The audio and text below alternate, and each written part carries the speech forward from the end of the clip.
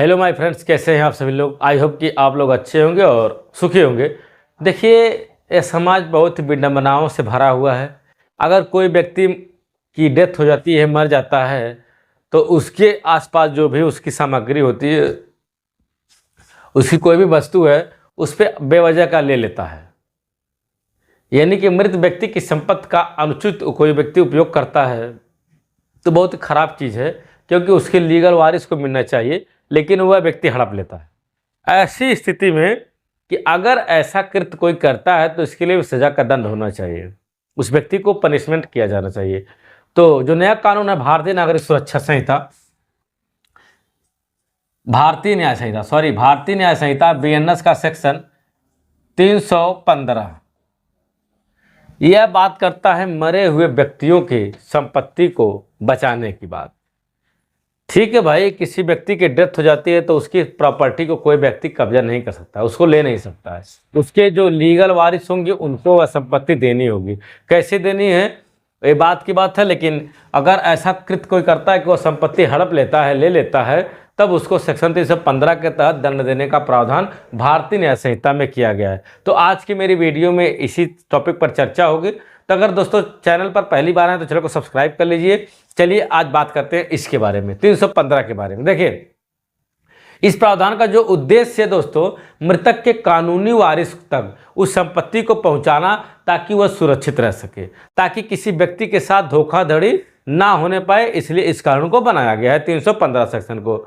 यह दो तरह की बात करता है। किस तरह के? दो तरह की बात करता है।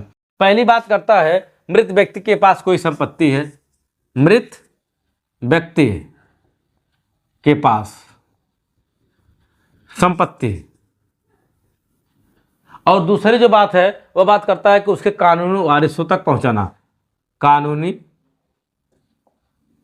वारिसों तक पहुंचाना। किसको पहुंचाना? वह जो संपत्ति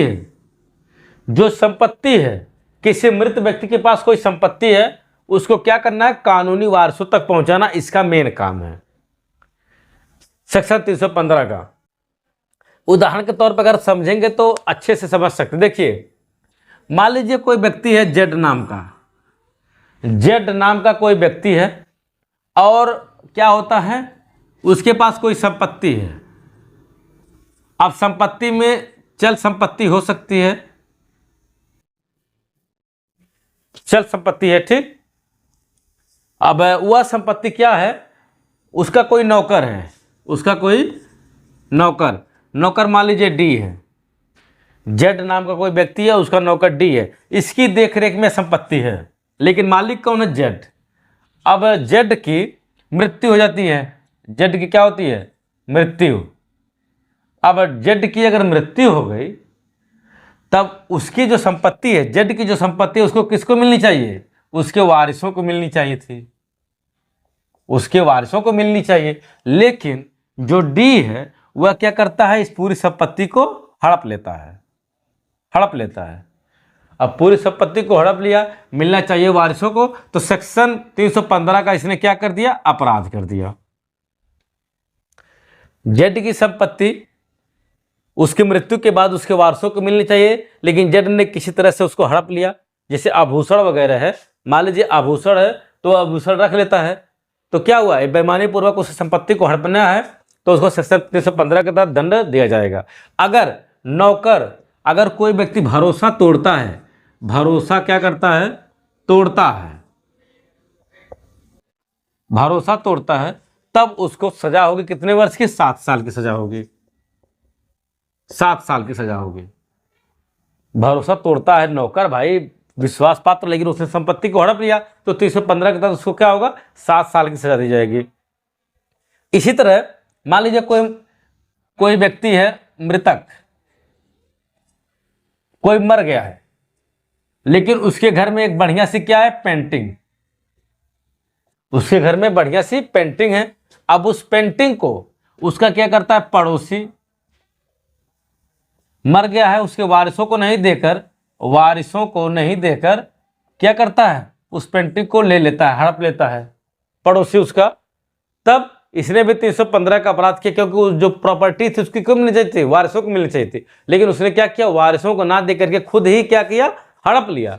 और जब ले लिया तो क्या हुआ, 315 का सेक्शन लगेगा। यहां पर उसको सजा होगी 3 साल की, 3 साल की सजा होगी। बात समझ में आई। और चलिए एक और उदाहरण समझेंगे हम। मान लीजिए कोई बैंक है, बैंक का कोई क्लर्क है, कोई क्लर्क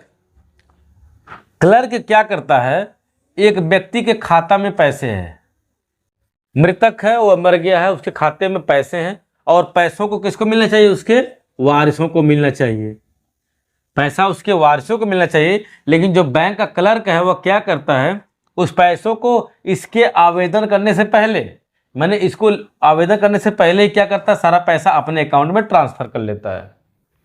और जब अपने अकाउंट में ट्रांसफर कर लेता है तो वारिसों को पैसे नहीं मिलता है, तो बाद में क्या करता है, अगर ज्यों ही पैसा अपने अकाउंट में ट्रांसफर किया, 315 का इसने अपराध कर दिया, और इसको भी क्या होगा, 7 साल की सजा होगी, क्योंकि इसने भी भरोसा तोड़ा है। अगर भरोसा तोड़ते हैं तो 7 साल की सजा, और नॉर्मली अगर उस तरह का कोई अन्य व्यक्ति लेता है तो 3 साल की सजा का प्रावधान 315 के अंतर्गत किया गया है। आई होप कि आपको ये पूरा का पूरा समझ में आ गया होगा 315, और इसको बाकायदे आप इसी बोर्ड पर ही तैयार हो गया होगा, कोई ज़्यादा कन्फ्यूजन नहीं है। मैंने भरोसे का व्यक्ति अगर संपत्ति को लेता है किसी मृत व्यक्ति के तो 7 साल की सजा, या अन्य कोई व्यक्ति लेता है तो 3 साल की सजा। अब देखिए 315 जो सुरक्षा के क्या उपाय किए गए हैं, मृत व्यक्ति के संपत्ति की सुरक्षा के लिए क्या किया गया, 315 बनाया गया है, ताकि उसके कानूनी वारिसों को क्या हो, वह संपत्ति मिल सके।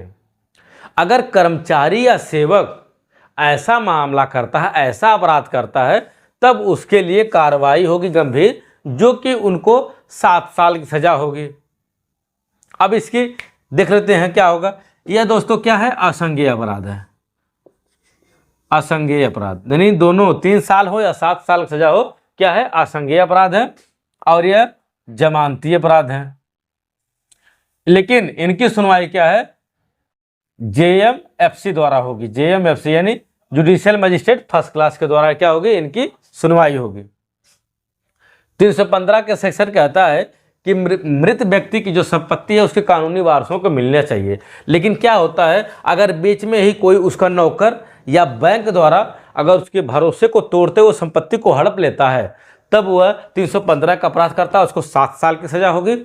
उसके बाद अगर कोई दूसरा व्यक्ति उसकी संपत्ति को, मृतक की संपत्ति को ले लेता है, तब उसको 3 साल की सजा होगी। आई होप कि आपको 315 घोर के रस की तरह पिया गया होगा, पी लिए होंगे। तो फ्रेंड्स आज की वीडियो फिलहाल इतना ही। अगर वीडियो पसंद आई है तो लाइक करें, चैनल को सब्सक्राइब करें। मिलते हैं किसी अन्य वीडियो के लिए। नमस्कार, जय हिंद।